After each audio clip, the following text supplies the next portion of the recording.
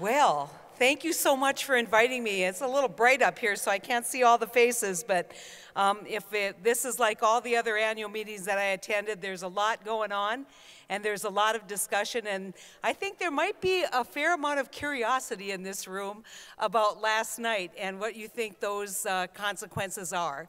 And so I don't want to kind of give a big long speech. I think what I'm going to do is just give you a sense of where I think things are, and then take questions, because you know the challenges. The challenges are having policymakers who don't understand that it's a lot of work to turn on the light switch and make sure power's there, right? You think about it, and you think about kind of this lack of understanding about how electricity is generated, how we deliver the lowest cost fuel source electricity that we can, and how much planning you have to do to get that resource actually in the wire so that we can serve the communities. And I think there's this sense that there isn't a concern about the environment, or a concern about the economics, or a concern about what we're doing. And there is so little appreciation for the commitment organizations like Basin Electric has made to safety, has made to certainty and reliability, the commitments that you've made to the environment and the costs of those commitments. But most often, I think that there is a lack of understanding about how those decisions affect you, the members. And that's the user at the end of the line, and how we need to do everything that we can to make sure that we're telling that story. Now, what are our challenges going forward? I would say the first challenge is, what fuel source are we going to be utilizing, and how are we going to give you the certainty out there so that you can make the choices that you have to make, and in the investment decisions that you have to make going forward in the future? We're not very good at that in Washington, D.C., and I think the voters told us last night that we're really bad at that, quite honestly.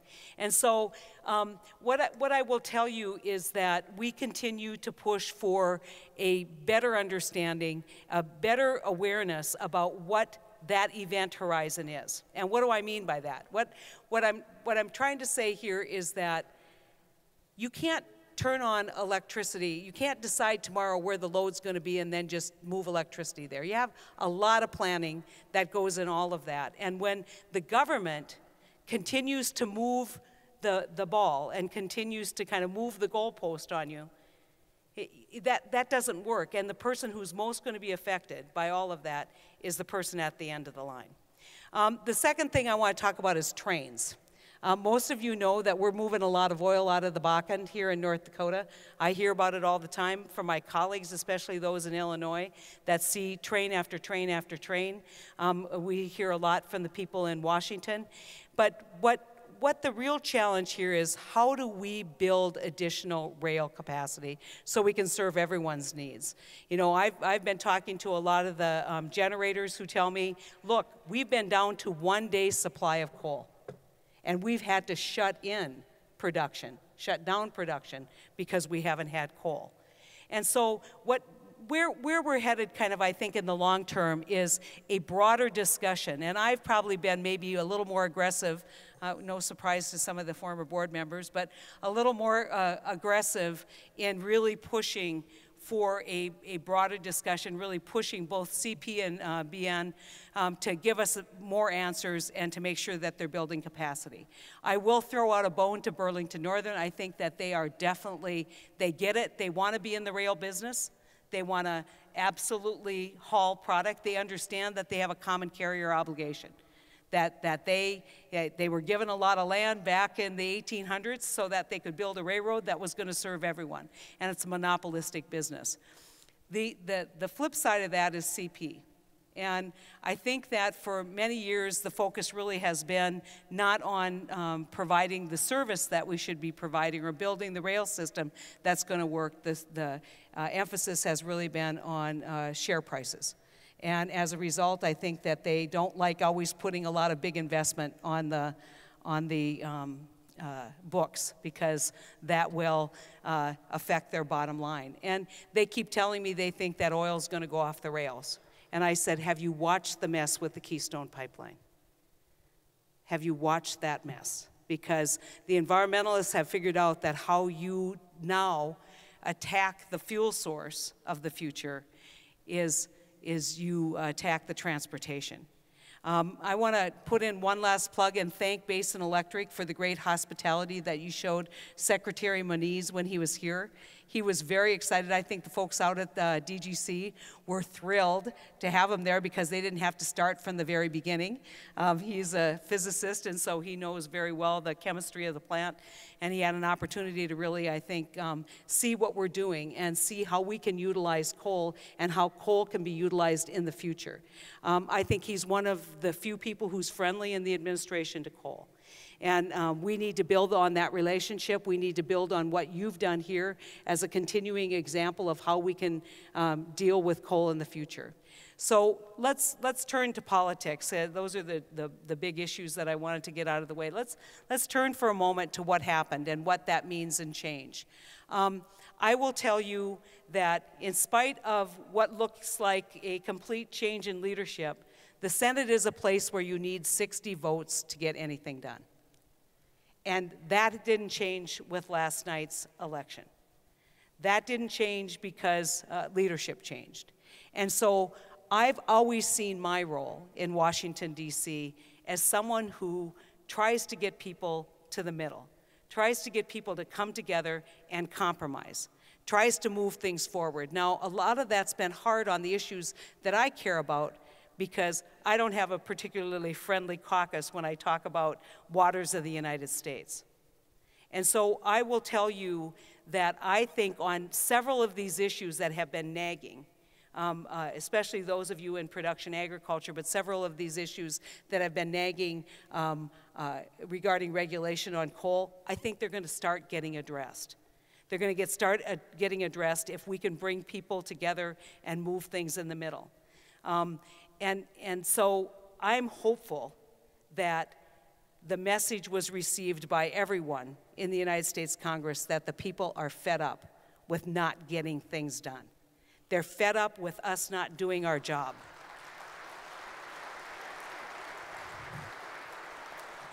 You know, I can only tell you that I have never been in an organization that the first thing you do when you sign up is they send you home for 3 weeks.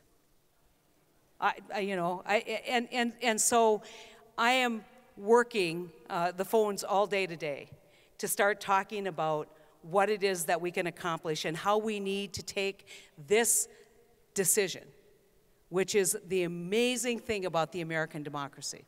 The absolute amazing thing about the American democracy is that we make decisions typically every 2 years if they're federal decisions. And we have to pay attention. We have to know that those decisions matter and that we have to respond to those decisions. And we have to start getting to work, not for re-election and not for a caucus and not for a party and not for a president, but get back to work for the American people. And so when we get back, we expect that there's going to be some licking of the wounds on my side, and some pretty interesting discussions on their side as well as they try and figure out where their middle ground is, figure out what their agenda is going to be, because I can tell you the moderates that I work with on the other side don't necessarily have the same agenda as some of the folks who I've watched over the last 2 years. And so hopefully they'll be able to come up with a solid plan and a solid agenda, and we'll be able to continue to have our discussion, which is so critical, to try and get the 60 votes that we need to move this forward and to answer and respond for the first time since I've been there, really, to the American people. And so I want to thank you so much for giving me this opportunity to talk. I also want to give you an opportunity to ask any questions if you have any on any issue that you have. I don't know that I'm going to really know what the answers might be. I think we're going to know more in a couple months, kind of which direction we're headed. But I think it's one thing that I will tell you that we should all be grateful for. It's a new day in Washington, D.C. And we'll have a chance to respond to that. We'll have a chance to hopefully get you and the American people the government that you so richly deserve. thank you so much for letting me come. Any questions?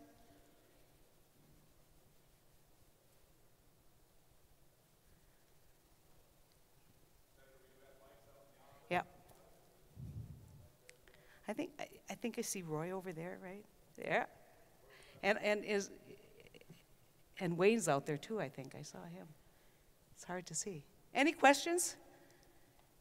You're all just kind of stunned, huh? There you go. I can't hear. Oh, lame duck session. There's things that we need to do in the lame duck. We only funded government because we unlike you who sit down and do a yearly budget, and you also do a 10-year plan, that kind of good common sense hasn't found its way to the United States Congress. Hopefully it will. But we have to sign a continuing resolution. I don't think it's likely that we're going to be able to appropriate in the lame duck. So I think what's likely to happen, because the Republicans are going to be resistant to doing anything that gives any permanency until they take control, I think we'll probably do a continuing resolution which will extend, once again, the funding of government, and then hopefully we'll get about the business of actually doing a budget and appropriating according to that budget. The other thing that we need to do is we need to take care of tax extenders. And I know that for a lot of you, you're waiting to find out what's going to happen with 179, you're waiting to happen what's going to happen with production tax credits, all of those issues that are queued up in that extender. I think that we'll be able in the Senate to pass an extenders package. That's a real, I mean, there's people on the far right that don't like extenders, and there's people on the far left that don't like extenders. I think there's enough people in the middle who understand that we need to give that certainty. Unfortunately, probably won't be in enough time to really react to it from a tax policy standpoint. But I think the real challenge with tax extenders, and I know that Kevin's going to be here tomorrow. You might want to ask him. I think there's a lot of concern about actually getting it done in the House. The other thing that I think we're going to have to do is we've got to do terrorism insurance. We've got to do, that's the provisions that we backstop for the property and casualty businesses. We backstop their terrorism insurance. It's been a great part of what I think the American public could do working together, because if everybody had to pay the price of a catastrophic event like that, it would just really drive up our insurance costs, and so far it hasn't cost the taxpayers a dime. We've got to figure out what we're going to do with the Export-Import Bank. I don't know if that's going to, we've funded that through the next year, but I know there's a lot of people who are looking for more certainty in the Export-Import Bank. I would love, and one thing that I've been talking to people about today is I would love to advance an agenda where we vote on Keystone Pipeline. I think it is absolutely critical that we get that project approved so that the pipe can begin to get in the ground, so that we can begin to build on our transportation infrastructure. So Keystone Pipeline, I think there will be enough of us who really would like to see a vote. I don't know if we'll get one. But I think with all of that said, of everything of the must-dos, if the other side is to be believed, basically I think what they'd like to do is just kick the can down to the next Congress and see what happens. So I don't expect a real productive lame duck. But hopefully we'll get hit the ground running and not get sent home for a couple weeks when we show up in January. Was there anything in, oh, there you go. Is there any plans for building refineries in North Dakota that might alleviate the need for pipelines and additional rail transportation? Well, we already have almost 3 refineries on the you know, in the stages of construction. We've got the MDU one that's down by Dickinson, the tribal refinery, and then there's actually one being talked about in Devil's Lake. I don't know where that is right now in the discussions. And so, yes, the answer is yes, but what's interesting about that is they're all looking at refining to diesel, because the refining industry, for whatever reason, really likes to refine where there's a market, where there's population base. And because we use a lot of diesel in North Dakota and in this region, especially in the production of oil and in ag production, they're comfortable producing diesel here. Whether we could get an expansion of the work that's being done out at Tesoro with gasoline, I think that's another question.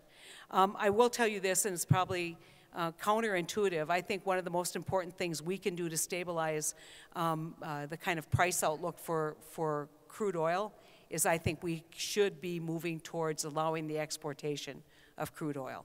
I think there's two great reasons to do that. Number one, I think you should never control a market. I think the product, especially a commodity, should find its rightful market. And for a lot of our crude in this country, and certainly North Dakota crude, that market may in fact be offshore. The second reason for doing it is it will help stabilize and push back against rogue countries, whether it's Iran or and I include them in this category, or Russia. And so that ability to provide that power, or provide that energy offshore is absolutely critical, I think, to bringing everyone together for a sanctions regime that actually works to push back against bad behavior. So these are some of the challenges. But you take a look at what's happened with oil and gas over the years, and we talked a lot about this during the years on the board. You know, you had natural gas and you had oil prices pretty much parallel. You know, followed that relationship, and then sometime in the mid-2000s, that relationship split. And all of a sudden, natural gas achieved a much lower value, and crude oil went up. That was driven by markets. What you're seeing now is really interesting. You're seeing somewhat of a correction of bringing those two together, and so I think people are seeing some maybe better long-term outcomes or better long-term projections for natural gas, and they're seeing both by OPEC concerned about losing their market share, and by a slowdown in China and India's economy, you're seeing a reduction in oil prices. Now, where that stabilizes, I don't know. Most pundits now are saying that we're going to see 70 to 75. The one thing I will tell you, and we used to do this, and people say, well, natural gas prices will never. You raise your hand and say, stop, you're wrong. Well, anytime you start with natural gas prices will never, and you start with oil prices will never, you've got to be very, very careful, because like all commodities, these prices come up and down, and our commodities, including our ag commodities, are seeing less value because the dollar value has gone up as well. And so we need to be very aware of the relationship between oil and gas. We need to be very aware that it is critically important that we push for exportation of both of those commodities, not only because the world will be a safer place as a result of that, but this is what we do in our state. And I get questions all the time like, don't you want cheap natural gas so that, you know, the fertilizer producers will be able to, you know, utilize this great feedstock, and, you know, chemical companies really like low natural gas prices? And I said, yeah, you know, and I always run into hog farmers who like low corn prices, but the solution has never been to stop exporting corn. You know, these are national and global markets that we ought to be tapping into. And I think that right now, by not building out those resources, we're doing a disservice. We're gonna eventually cause challenges for production, because at low natural gas prices, you're gonna see a reduction in production of natural gas. And you can't produce at 350. I mean, they're going to produce what they've already drilled, but you have to be really careful and really aware that by artificially depressing the price of natural gas, you will affect the production, and you will affect the investment. And so we're going to see where those price points are as we work through these transitions. But just remember, when people say oil prices will never and natural gas prices will never, they're wrong. That's just a given. I can tell you that from, 30 years I've been at this of experience in watching oil and natural gas prices. Well, listen, you guys have been great. I'm hoping that I'll be able to come back next year with really a lively story of how the government of this country listened to our bosses last night, and how we actually responded in an appropriate way and got some stuff done. So hold us to it. continue to do the great work that you do, delivering that power to the user at the end of the line. It's some of the most important work that's done in America. Thank you for letting me be part of it.